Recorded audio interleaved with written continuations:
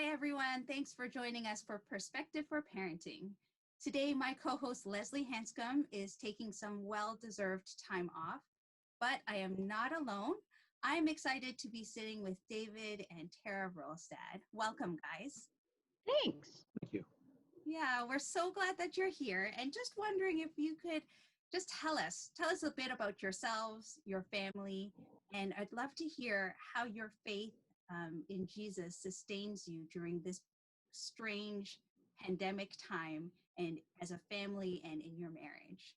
So go ahead. Take it away. Well, we have 3 boys who are all teenagers. We have a son who will be a sophomore in college, unbelievably. And we have a sophomore in high school, no, a freshman in high school and a senior in high school, wrong S word. And it seems like day before yesterday that they were all in elementary school, but that's our family, and they are all home with us and have all been home with us forever since March. And, you know, we're all alive. No one's buried in the backyard yet, so I feel like that's a win. What do you think? Well, yeah, well, I mean, the biggest changes really for our family because of COVID is that we're all here all the time. So I'm working from home.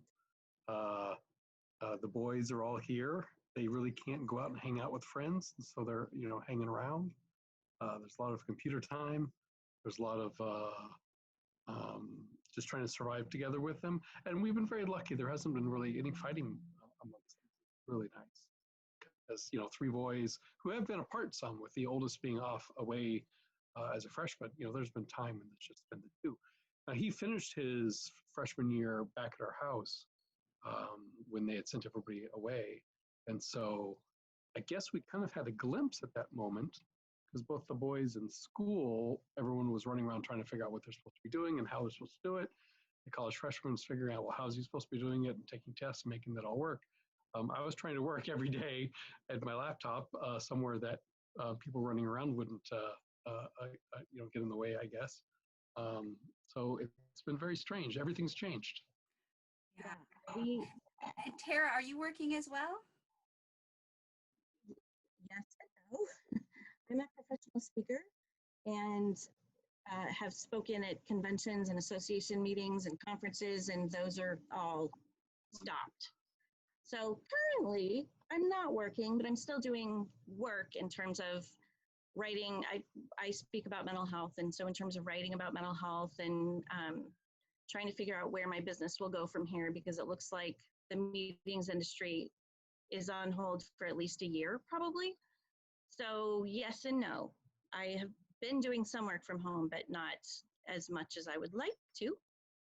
And parenting has been an exercise in lowering the bar and being flexible, because historically we really have tried to keep some sort of lid on computer time, but they have nothing else to do.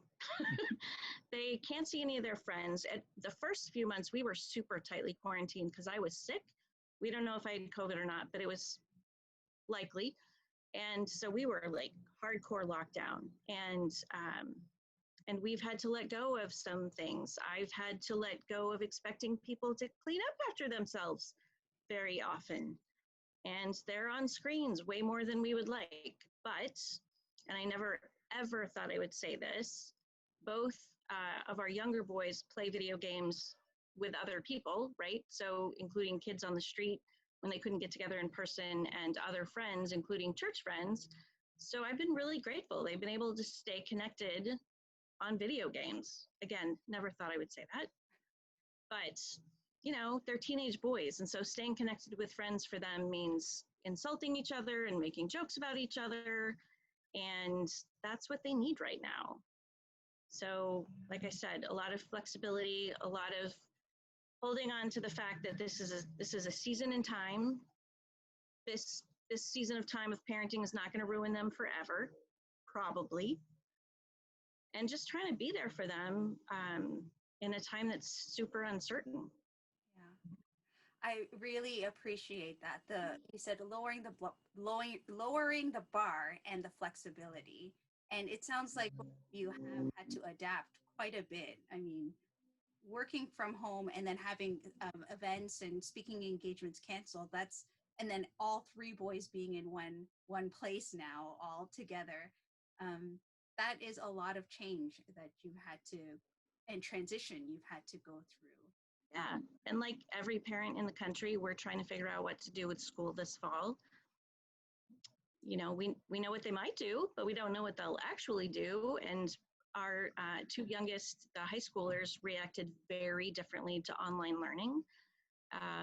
One was stressed out and tried to get everything done. One was much less stressed out and didn't really engage meaningfully for a lot of the time.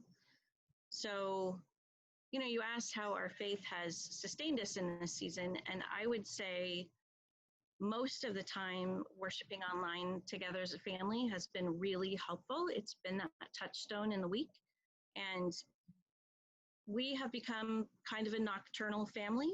So we're all up super late. Again, that lowering the bar thing. We're all up super late. We sleep in late. Well, you have to work, so you don't have that option. But on Sundays, my alarm is set for 10:45, and we rush out in our jammies and sit around and go to church together. And it's been a really good thing for us. And the kids haven't really fought it, which, you know, they're teenagers. You'd think they'd be like, but I think it's been good for them too. And I say it's been mostly good because I did notice this last Sunday, I hit the wall. I was done with online worship. I miss my people. I miss hugging. I miss talking to people without a stupid screen between us. And for whatever reason, the grief just hit me this weekend. But mostly it's kept us connected.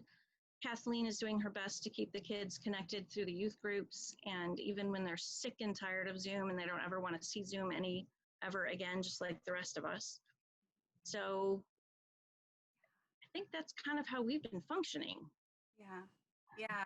The whole virtual thing, virtual worship, virtual discipleship really is something that we were not ready for. Even though, you know, my boys too, they love being on screen for entertainment purposes, but when it's discipleship, it is another level. And so I appreciate your honesty. Yeah, you're right. There's times where it's just like, nah, I'm done. And last week at our during our conversation, Perspective for Parenting, I talked about loneliness and how it's not loneliness from the world, or physical loneliness because I'm surrounded by family members, but it's just the loneliness of this pandemic. And I so appreciate that perspective. Being in a house full of boys, I've tried, even when they make fun of me, I've tried to help them all kind of put voice to and put words to the fact that there isn't anybody on the planet right now who's not a little depressed and who doesn't have some things to grieve and some extra anxiety. And then just, you know, I belong to a small group of women who have been the center of my stability and my spiritual life for 17 years. And we have been meeting on Zoom. We're meeting on Zoom tonight, like we do every Wednesday night. And knowing that we're praying for each other, knowing that I'll see those faces on Wednesday night, and knowing that we can share the frustrations and the fears and the uncertainties with each other has been super valuable to me, and takes a burden off of him because I can talk about the things a lot longer than he wants to necessarily want to talk about the things, all the things. And so I was going to ask, but I think that's a good point, is that finding other people to be our soundboard, or, you know, and so it's not just the people who are in your family, because they don't all have the same capacity as someone who's outside of our family. So being able to reach out. I think that's so valuable. How about you, David? I want to hear from you before we wrap things up. Well, I mean, the reflection on church and faith and how it is helping us get through this COVID time. The Wednesday day actually is a big day with Tara having being online with her friends, with the high school boys getting on with the high school youth group. Whenever they do, it's just a great opportunity for them to talk to people, just banter and talk, but then have it tied in with some Christian elements, which keep them very centered. And that's made the week really work well. They have at least 2 touch points on Sunday and on Wednesday when they know they're going to be doing something and being with people. And I think that's helped a lot, because really, like, we would normally be out and about and doing stuff. And when you're not, it's just tough to be with people. Yeah. So it sounds like even though virtual ministry is not perfect and it's got a lot of flaws and it can be exhausting, there's still, like, the Lord is still working through the screen and through this like 2-dimensional world, and touching and convicting our hearts. And that makes me hopeful. And it reminds me of this week's verse through LGK. It's Jeremiah 29:11, and it says, "For I know the plans I have for you, plans to prosper you, not to harm you, plans to give you hope and a future." And so, in the midst of all of our difficulties, we have an everlasting hope that God will not withhold a good future for each of our families and our marriages. So thank you, David and Tara. It's been a short conversation, but so meaningful. Thank you for giving us a glimpse of our household during this time and how the Lord is sustaining you and your boys. Thanks for being with us. And thank you all for joining us for Perspective for Parenting. We'll see you next time. Bye. Bye.